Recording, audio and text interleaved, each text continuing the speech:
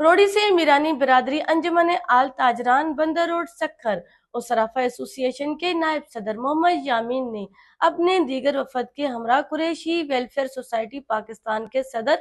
صلاح الدین قریشی و دیگر نو منتخب عہدیداران کو مبارکباد پیش کی۔